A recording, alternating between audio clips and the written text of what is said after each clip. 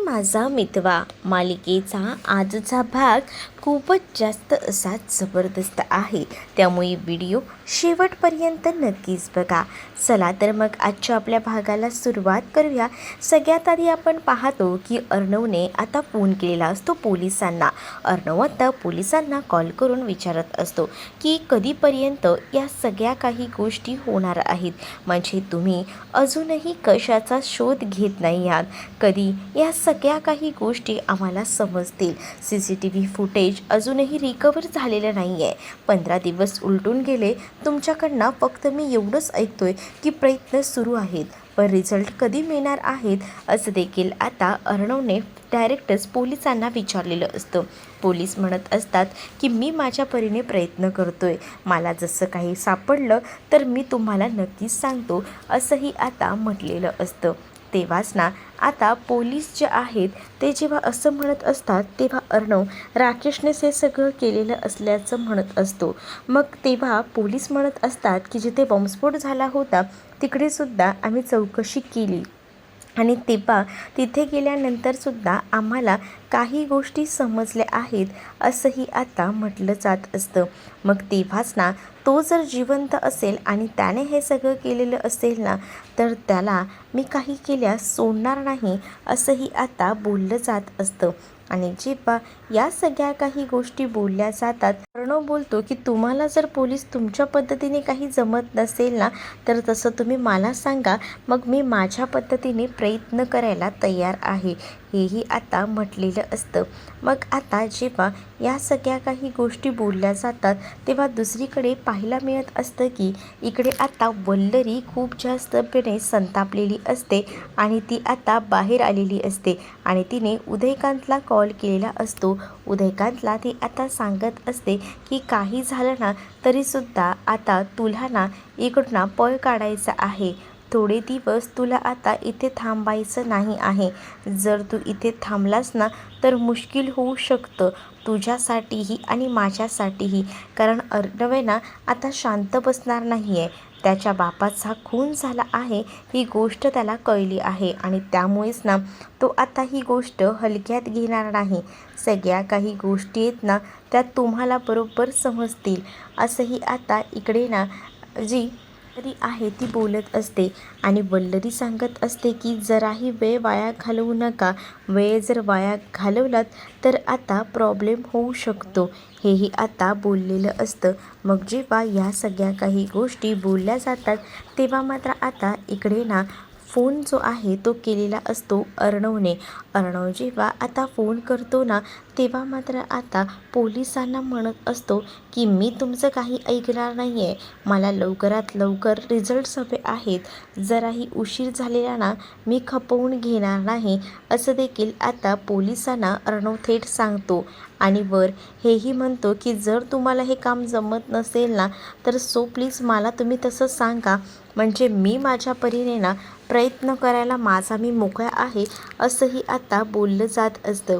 जेव्हा आता या सगळ्या काही गोष्टी बोलल्या जातात ना तेव्हा मात्र आता इकडे पोलीस अर्णवला सांगत असतात की प्लीज तुम्ही शांत व्हा, मी कळतोय मला की तुम्हाला होणारा त्रास.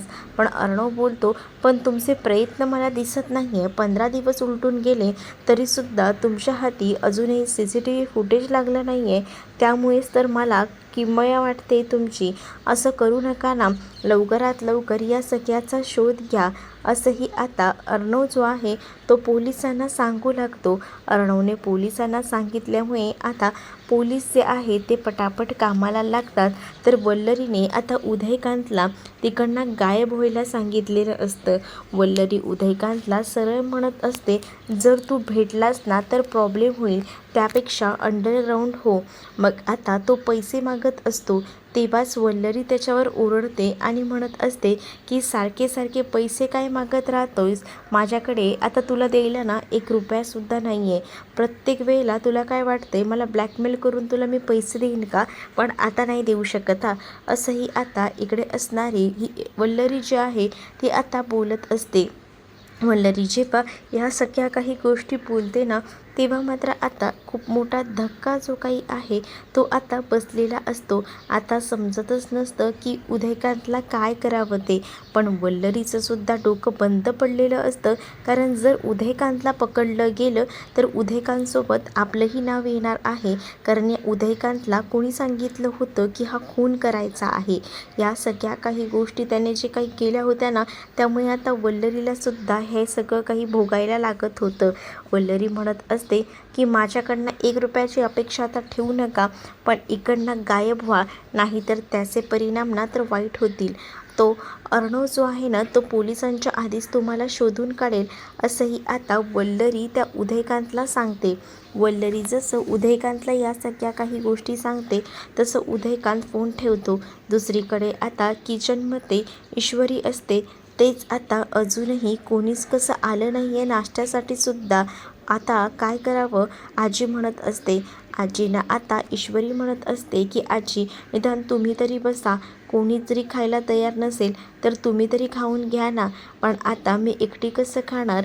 नाही तशा नाही, तुमच्या गोळ्यासुद्धा आहेत ना, मग असं उपाशी राहू नका, असं देखील आता इकडे ईश्वरी ही असणाऱ्या आजींना समजावत असते. पण आजी म्हणत असते की तू बोलतेस त्या सगळ्या काही गोष्टी ठीक आहेत, पण नको वाटतंय मला. मी बसते अशीच. पण आता आजींचं इथे असणारी ईश्वरी ऐकत नसते. ईश्वरीला आजींची काळजी असते आणि म्हणूनच मग ती आजींची काळजी करत आजींना समजावत असते. आजींना म्हणत असते की तुम्ही एवढी हे करू नका, तुम्ही ना खाऊन घ्या, खाल्लत नाही तर कसं चालणार आहे.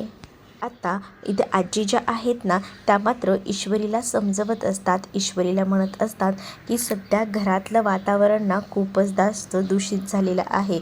आता जर घरातलं वातावरण ठीक करायचं असेल ना तर तूच काहीतरी करू शकतेस. या घरातल्या सगळ्यांना एकजुटीने तूच बांधून ठेवू शकतेस, असं देखील आता म्हणलं जात असतं. तेव्हा ईश्वरी म्हणत असते की मी माझ्या परीने प्रयत्न करते आहे, पण बघूया ना काय होतंय ते. तेव्हाच ना आता तू तुझ्या परीने प्रयत्न करतेस, या सगळ्या काही गोष्टी ठीक आहेत, पण तुला सांगू का, आता ना तुलाच पाठीशी उभं राहायचं आहे. कारण आता घरातले सगळेजण जे आहेत ना तर टेन्शनमध्ये आहेत आणि त्या सगळ्यांना आधार देण्याचं काम मात्र तुझं आहे, असंही आता आजी ज्या आहेत त्या ईश्वरीला बोलत असतात. ईश्वरी म्हणत असते की तुम्ही बोलताय ते अगदी बरोबर आहे, मी माझ्या परीने प्रयत्न करतेच. मग आता या सगळ्या काही गोष्टी बोलल्यानंतर ना दुसरीकडे आता पाहायला मिळत असतं की इथे जेव्हा आजी एवढं सगळं बोलतात तेव्हा आता ईश्वरी जी आहे ती म्हणत असते की तुम्ही बोलताय ते सगळं काही मी करायला तयार आहे, पण मला तुमच्या चेहऱ्यावर ना एक छोटीशी स्माईल हवी आहे. तेव्हाच ना आजी हसून दाखवतात. मग आता ईश्वरी खुश होते आणि ईश्वरी म्हणत असते मला तुमच्या चेहऱ्यावरची ही स्माईल हवी होती, तुम्ही आता हसताय हेच माझ्यासाठी खूप आहे. आता मी घरातल्यांचा सुद्धा मूड ठीक करण्याचा, त्यांच्याशी बोलायचा प्रयत्न करते. प्रत्येकजण जे आहेत ना ते खरं तर या सगळ्यामध्ये अडचणीत आहेत, पण तुम्ही काळजी करू नका, मी आहे ना, मी करेन सगळं काही नीट, असंही आता बोललं जात असतं. जेव्हा आता या सगळ्या काही गोष्टी बोलल्या जातात ना तेव्हा कुठे जाऊन इथे आता आजीसुद्धा खुश होते. कारण आता त्यांना माहिती आहे की ही मोठी जबाबदारी जी आहे ती खरं तर ईश्वरीने घेतलेली आहे. ईश्वरीने घेतलेली जबाबदारी बघूनच ना आता बरं वाटत असतं. तेच आता आजी बोलत असतात की मला माहिती आहे की हे सगळं तू व्यवस्थित पार पाडशील. आता ईश्वरी तिकडनं निघून जाते. ईश्वरी जशी आता तिकडनं जायला निघते ना तसं मात्र दुसरीकडे आता वल्लरी संतापलेली असते. वल्लरी म्हणत असते की खरं तर सगळ्यात मोठं नुकसान ना जर झालं असेल तर ते फक्त माझं झालं आहे. ह्यांना कुठे कळतं या सगळ्याबद्दल. कारण वल्लरी म्हणत असते की सौदामिनीला आता असं वाटत असेल ती माझ्यामुळे हरली आहे आणि मी त्याच्यामध्ये काहीच केलं नाही, तर हा मात्र तिचा मोठा गैरसमज आहे. मला जसे माझ्या परीने प्रयत्न करता येतील ना तसे मी केले होते, पण ते अयशस्वी ठरले आणि त्यामुळेच ना हे सगळं झालेलं आहे. आता एकटीच जेव्हा इथे बडबडत असते ना इकडे असणारी वल्लरी तेव्हा मात्र आता संतापूनच ना काय बोलावं तिला समजत नसतं. तेच आता ईश्वरी रूममध्ये आलेली असते आणि जशी ईश्वरी रूममध्ये येते ना तसं आता मामींना बोलत असते की काय झालं आहे, एवढी चिडचिड का वाढली आहे, असंही आता विचारलं जात असतं. मग तेव्हाच ना मामी काहीच बोलत नसते. मामीला आता म्हटलं जात असतं की कसला एवढा रागराग करताय आणि कोणावर एवढ्या चिडल्यात, कोणाबद्दल आता बोलत होतात, असंही आता म्हटलं जात असतं. तेव्हा मामीच्या तोंडात ना एकही शब्द आता बाहेर पडत नसतो. तेच दुसरीकडे पाहायला मिळत असतं की तिकडे आता मामा आलेला असतो आणि मामा आता ईश्वरीला म्हणत असतो की तू कोणाला विचारतेस, हिला का? अरे तू हिला नको विचारूस, कारण हिला विचारून काहीच फायदा नाही आहे. सध्या ना हिचं हे आजारपण आहे ना वाढत चाललेलं आहे. तू आलीस तेव्हा बघितलं असशील ना, एकटीच बडबडत आहे ते. मग आता ईश्वरी म्हणते की हो मी पाहिलं, त्या एकट्याच काहीतरी बोलत होत्या. मग तेव्हाच ना मामा सांगत असतो की तुझ्यासाठी हे सगळं काही नवीन आहे, पण माझ्यासाठी ह्या सगळ्या काही गोष्टी ज्या आहेत ना त्या बिलकुलही नवीन नाही आहेत. मला ना ह्या सगळ्याची आता सवय झालेली आहे. मग तेव्हाच वल्लरी जी आहे तिला आता ईश्वरी समजावत असते, तुम्हाला जर कोणाबद्दल काही असेल ना, राग असेल तर तो बोलून टाकावा, मनात ठेवू नये, असं देखील ईश्वरी आता वल्लरीला सांगते. त्यावर वल्लरी ईश्वरीला सांगते की आता तू मला सांगणार आहेस का काय करायचं आणि काय नाही ते, मला तू नको शिकवूस. आता ना जरा जास्त लक्ष ना तुझ्या नवऱ्याकडे दे. सध्या तुझा नवरा ना तोंड पाडून बसलेला असतो, तो सगळ्या गोष्टींमध्ये हरवलेला असतो ना, त्याच्याकडे लक्ष देण्याची तुला गरज आहे, असं देखील आता वल्लरी ईश्वरीला बोलत असते. तेव्हाच ईश्वरी आता मामांना म्हणत असते की मामा, ज्या काही गोष्टी चालल्या आहेत ना त्या मला दिसत आहेत, त्या खूपच जास्त भयंकर अशा आहेत आणि ह्या सगळ्यामध्ये ना मला एकच वाटतं की तुम्ही ह्या सगळ्यामध्ये मला थोडीशी मदत करावी, कारण घरात ना वातावरण खूपच जास्त असं वेगळं आहे. मग ह्या सगळ्यातून घरातल्या सगळ्यांनाच आपल्याला बाहेर काढायचं आहे. मग तुमच्याकडे काही आयडिया असेल तर मामा प्लीज मलाही द्या, असं देखील ईश्वरी आता मामांना सांगत असते. त्यानंतर ती तिकडून निघून जाते. तर दुसरीकडे मात्र वल्लरी आता विचार करत असते की काय करावं, कारण आता जर या सगळ्या काही गोष्टी समजल्या तर प्रॉब्लेम होऊ शकतात. पण तिने आता ठरवलेलं होतं वल्लरीने की आपण या सगळ्या काही गोष्टी ज्या आहेत ना त्या अशाच वाढवत न्यायच्या, म्हणजे या लोकांना असं वाटेल की हे सगळं काही राकेशनेच केलेलं आहे असं ह्यांना भासवायचं. दुसरीकडे आता मामा तिकडनं जायला निघालेले असतात. तेच आता जाताना म्हणत असतात की काय मग गरम डोक्याची तूही येतेस का? त्याबरोबर वल्लरी रागात पाहत असते. दुसरीकडे आकाश ना आता म्हणत असतो की 15 दिवस उलटून गेले ना तरीसुद्धा अर्णव ईश्वरीचा क्रेज काही कमी झालेला नाही आहे. कसले फॅन फॉलोवर्स त्यांचे रील्स बनवत आहेत आणि त्यांच्या व्हिडिओलासुद्धा ट्रॉफी घेतानाच्या 10 मिलियन असे व्ह्यूज आलेले आहेत, असंही आता तो बोलत असतो. जेव्हा आता या सगळ्या काही गोष्टी तो बोलतो तेव्हा नम्रता म्हणत असते की त्या सगळ्यामध्ये आपणसुद्धा आहे का, फोटोजमध्ये जरा बघा ना. त्यावर आकाश म्हणतो अगं नाही गं, आपण कसे असू, अर्णव आणि ईश्वरी आहेत. तेच आता ती खवळते आणि ती आता म्हणत असते की तुम्हाला मी तेच सांगते ना, आपण तिथे कसं असणार, कारण आपण ही स्पर्धा जिंकलोच नाही ना. जर ही स्पर्धा आपण जिंकलो असतो ना तर सगळ्या काही गोष्टी अगदीच ना आपल्या मनाप्रमाणे घडल्या असत्या.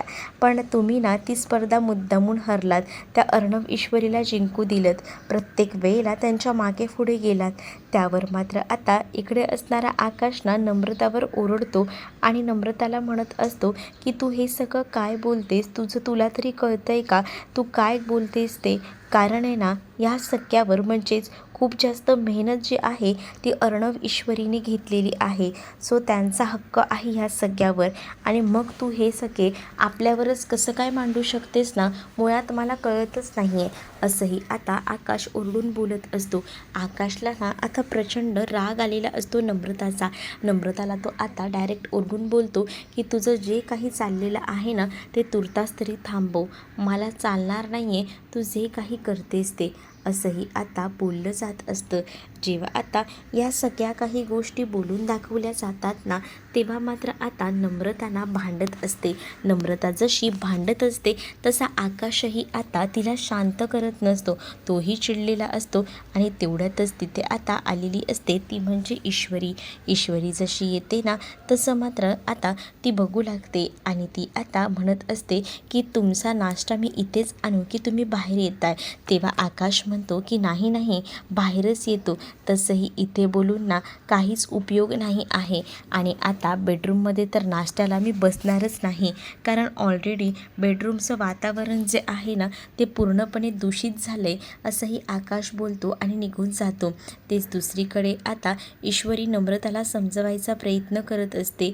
ईश्वरी आता म्हणत असते की मला जरा बोलायचं होतं, म्हणजेच ना मी तुम्हाला हे सांगत होते की तुझ्या इतकी मी मोठी नाही आहे, पण मला या सगळ्या काही गोष्टी ना समजत आहेत. मग आता तेव्हाच ना ती म्हणत असते की तुझं प्रेम आहे, तसंच आकाश भाऊजींचं सुद्धा तुझ्यावर मनापासून प्रेम आहे. मग आता तू ह्या गोष्टी का समजून घेत नाही आहेस, असंही आता म्हटलं जात असतं. तेव्हाच ना तू थोडासा वेळ त्यांना दे, याही गोष्टी आता बोलल्या जातात. तेव्हा मात्र आता नम्रता सांगत असते की काय करायचं आणि काय नाही हे सगळं मला तू नको शिकवूस, मला कळतं कोणाशी कसं वागायचं ते, असं देखील नम्रता आता ईश्वरीला बोलून तिकडनं निघून जाते. ईश्वरी आता विचार करते की काय झालं आहे ताईला, ही ताई अशी का वागत आहे, म्हणजे या आधी अशी नव्हती ताई. मग आता जेव्हापासनं ही स्पर्धा झाली तेव्हापासनं ताईचं वागणं बदललं आहे हे सुद्धा आता ईश्वरीला दिसत असतं. ईश्वरी आता अर्णवकडे जाते आणि अर्णवला आता ती कॉफी घेऊन गेलेली असते आणि एक फ्रूटसुद्धा. तेव्हा ती अर्णवला म्हणत असते की अर्णव सर उठा ना, पहिल्यांदा खाऊन घ्या, असं बोलून ती आता अर्णवला खायला सांगत असते. पण अर्णव काही केल्या ऐकत नसतो. अर्णव म्हणत असतो की मला काहीच नको आहे हां प्लीज. मग आता ईश्वरी म्हणत असते की असं तोंड पाडून किती दिवस बसणार आहात ते तरी मला सांगा, असं करू नका, पहिल्यांदा उठा आणि खाऊन घ्या, असंही आता म्हटलं जात असतं. पण आता अर्णव म्हणत असतो की माझा मूड नाही आहे, सो मला जबरदस्ती करू नकोस, असंही आता त्याने सांगितलेलं असतं. जेव्हा आता या सगळ्या काही गोष्टी तो सांगतो ना तेव्हा मात्र आता ईश्वरी म्हणत असते की असं कसं बोलून चालणार आहे की मूड नाही आहे म्हणून, थोडं तरी का होईना खावं लागणार आहे ना, असंही आता म्हटलं जात असतं. पण अर्णव आता म्हणत असतो नकोय मला. ईश्वरी म्हणत असते की तुम्हालासाठी प्रोटीन शेक घेऊन येऊ का, बोला. मग आता अर्णव म्हणत असतो प्रोटीन, आता कसं प्रोटीन घेणार, मी जिमनंतर प्रोटीन घेत असतो, मग उठा ना जिमला जा, असं देखील आता ती त्याला बोलत असते. तेव्हाच तो तिच्यावर चिडतो आणि म्हणत असतो की मी आता कुठेही जाणार नाही आहे, सो जरा शांत हो, असंही आता त्याने सांगितलेलं असतं. त्याचा आता कुठेही मन लागत नसतं आणि त्यामुळेच ना तो आता बाहेर पडत नसतो. ईश्वरी मात्र त्याला ह्या सगळ्यातून बाहेर पडण्यासाठी सांगत असते. म्हणजेच ती आता त्याला म्हणत असते की तुम्ही जर आता असेच थांबलात ना तर काही होणार नाही आहे, तुम्हाला बाहेर पडायची या सगळ्यामध्ये गरज आहे, असं देखील आता बोललं जात असतं. तेव्हाच ना ईश्वरी जेव्हा अर्णवला या सगळ्यातून बाहेर पडण्यासाठी मदत करत असते तेव्हा मात्र आता अर्णव म्हणत असतो की तू जे काही बोलतेस ते बरोबर आहे, पण मला थोडा वेळ दे, असंही आता त्याने सांगितलेलं असतं. आणि जेव्हा या सगळ्या काही गोष्टी सांगतात ना तेव्हा मात्र आता अर्णव ना आपल्या बाबांच्या आठवणींमध्ये हरवून गेलेला असतो, कारण त्याला सगळ्यात जास्त ना बाबा जवळचे होते आणि बाबांच्या आठवणींमध्ये तो आता हरवून गेलेला होता. त्याने आता बाबांना जेव्हा वेळ जवळ करायला हवं होतं तेव्हा केलेलं नव्हतं, पण आता त्याला त्या सगळ्याचा मनस्ताप होत होता आणि या सगळ्या गोष्टी तो आता ईश्वरीला बोलूनसुद्धा दाखवत होता. ईश्वरी अर्णवला म्हणत असते की मला कळतंय तुम्हाला किती त्रास होतोय ते, पण या सगळ्या काही गोष्टी आहेत ना अशाच नुसत्या सोडून चालणार नाही आहेत, आपल्याला यावर काहीतरी आता बोलायला तर हवंच ना, असं करू नका, असं बोलून ती आता त्याला उठवायचा म्हणजेच त्याला कामासाठी चेअरअप करण्याचा प्रयत्न करत असते. कारण कामसुद्धा तसंच बंद आहे, जर तो कामामध्ये लक्ष देऊन काहीतरी करत राहिला, मन रमवत राहिला तर जुन्या गोष्टी ज्या आहेत झालेल्या बाबांच्या बाबतीतल्या तो विसरेल, असंही आता ईश्वरीला वाटत असतं. असतं. पण ईश्वरी आता अर्णवला खुर्चीवरनं उठवायचा प्रयत्न करत असते आणि थेट ती आता आपण कामाकडे लक्ष देऊया असं म्हणते. पण आता अर्णव तिचं ऐकत नसतो. ईश्वरी एवढं ओरडूनसुद्धा ना अर्णवला आता ईश्वरीचं काही ऐकायचं नसतं. तेवढ्यातच ना आता अर्णवला शिर्केंचा सुद्धा कॉल आलेला असतो आणि शिर्केंनी कॉल करून आता अर्णवला सांगितलेलं असतं की आपली जी काही प्रोसेस आहे, म्हणजे आपण जी अमाऊंट जिंकलं होतं आणि ते अमाऊंटला आतापर्यंत सगळ्या काही गोष्टी ज्या आहेत त्या ठीक झाल्या आहेत. सो म्हणूनच मी तुम्हाला सांगतो आहे, आपल्याला आता जे काही हिशोब्स आहेत ते क्लिअर करून ना आपली सात्विक कंपनी म्हणजे सात्विक फॅशन आपल्याला मिळवायला हवी असंही आता बोललं जात असतं. अर्णव म्हणत असतो की बरं ठीक आहे, मी येतो असं बोलून आता अर्णवने फोन ठेवलेला असतो.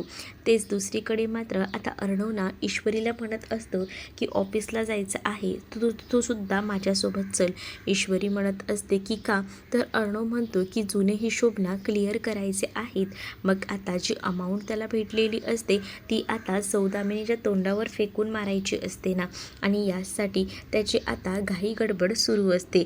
आणि म्हणूनच मग आता तो ईश्वरीला सुद्धा सांगत असतो की चल तू माझ्यासोबत. मग ईश्वरीसुद्धा आता अर्णवसोबत यायला तयार होते. आता ती आता एका गोष्टीचा विचार करत असते की कसं होईल सगळं काही, आणि म्हणूनच मग ती आता अर्णव जाताना बघत असते. पण तिला ना आता काही झालं तरीसुद्धा घरातल्या सगळ्यांनाच ठीक करायचं होतं, शांत करायचं होतं, आणि यासाठी तिचे प्रयत्न सुरू होते. तर तेच आता दुसरीकडे पाहायला मिळत असतं की इकडे आता जी अंजली आहे ना ती आता खरं तर बायासोबत म्हणजेच कन्नूसोबत बोलत असते. कन्नूला आता ती जी अंगठी दिलेली असते ना ती अंगठी रमाकांतनी दिलेली दाखवत असते आणि म्हणत असते की आपल्या दोघींच्या आयुष्यात कसं आहे ना, तुझ्याही आयुष्यात तुझ्या वडिलांचं प्रेम नाही, माझ्याही आयुष्यात नाही, दोघींनाही आपले वडील ना सोडून गेलेले आहेत असंही आता अंजली बायाला बोलत असते. ईश्वरी दारावर उभं राहून हे बोलणं ऐकत असते. तर दुसरीकडे मात्र तुझ्या बाबांना तर गिल्ट नाही, पण माझ्या बाबांना गिल्ट आलं होतं. सगळे गैरसमजही दूर झाले होते आणि आता बाबा आमच्यात राहू लागले होते. पण हे सगळं काही जास्त दिवस टिकलं नाही, बाबा आमच्यापासून लांब झाले असंही आता बोललं जात असतं. आणि जेव्हा या सगळ्या काही गोष्टी बोलल्या जातात ना तेव्हा मात्र आता इकडे ना खूप मोठा धक्का जो काही आहे तो आता बसलेला असतो. या सगळ्यात ना कसा मार्ग काढायचा हे काही केल्या आता कळत नसतं. तेच आता दुसरीकडे पाहायला मिळत असतं की एकटीच ना आता अंजली बडबडत असते आणि हे सगळं ईश्वरीने पाहिलेलं असतं. ईश्वरी विचार करते की निदान आता ताई कन्नूसोबत बोलून ना आपलं मन तरी मोकळं करतायत, ही खूप चांगली गोष्ट आहे. हाही विचार ना आता इथे असणारी ईश्वरी करते. मग ईश्वरीच्या लक्षात येतं की आपण थोडा वेळ देऊया, आता ही योग्य वेळ नाही ताईंशी बोलण्याची, असाही आता विचार ना तिने केलेला असतो. आणि मग ती ठरवते की इथून आता आपण जाऊया, कारण अर्णवलासुद्धा आता गरज आहे आपली, याही गोष्टी बरोबर तिला माहिती होत्या. आणि त्यामुळेच मग तिकडनं ती आता बाहेर पडायचा विचार करू लागते. तेच आता दुसरीकडे पाहायला मिळत असतं की ईश्वरी तर आता तिकडनं निघते. तर पुढील भागामध्ये आता अर्णव ईश्वरी सौदामिनीकडे गेलेले असतात आणि सौदामिनीकडे जाऊन ना आता सौदामिनीला ते सगळं काही देतात. मग आता सौदामिनीला सांगत असतात की आता कंपनीवरचे मालकी हक्क जे आहेत ते सोडून द्यायचे. तर आता मी काही झालं तरीसुद्धा ओनरशिप जरी दिलेली असली तरीसुद्धा हा नाद काही सोडणार नाही. आता ज्या काही गोष्टी इथे सौदामिनी बोलते ना तेव्हा मात्र आता इकडे असणारा अर्णव म्हणतो की तुम्हाला हे सगळं काही सोडावंच लागेल, कारण तुमच्याकडे दुसरा पर्यायच नाही आहे, हेही आता म्हटलेलं असतं. मग आता इकडे सौदामिनी शांतच राहते, कारण अर्णवने तिच्याबरोबर जे काही हिशोब असतात ते पूर्णपणे क्लिअर केलेले असतात आणि त्यामुळेच अर्णवना आता थेट बोलत असतो. दुसरीकडे अर्णव ईश्वरी घरी येतात तेव्हा आता ईश्वरी अर्णवला अर्णवला सांगायचा प्रयत्न करत असते.